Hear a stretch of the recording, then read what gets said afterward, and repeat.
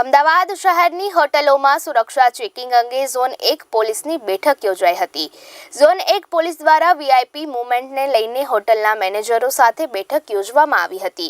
Zone 1 DCP Balram મીણાની અધ્યક્ષતામાં હોટલમાં બેઠક મળી હતી। ઝોન 1ની 38 હોટલના મેનેજર અને સિક્યુરિટી પણ આ બેઠકમાં હાજર રહ્યા હતા।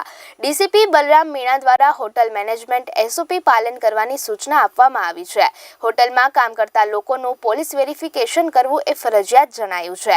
અન્ય રાજ્યોમાંથી આવેલ કર્મચારીનું સ્થાનિક પોલીસ પાસે વેરિફિકેશન પણ ફરજિયાત કરાવવાનું સૂચવ્યું છે। હોટલના સિક્યુરિટીનું ફિઝિકલ ફિટનેસ કરાવવું પણ ફરજિયાત છે, જ્યારે હોટલની પ્રીમાઇસીસમાં પણ સીસીટીવી હોવા ફરજિયાત છે।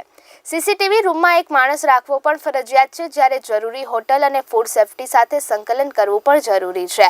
તેમણે એ પણ જણાવ્યું હતું કે હોટલમાં એન્ટ્રી વખતે લગેજ ચેક કરવું તે ફરજિયાત બનાવવું જોઈએ।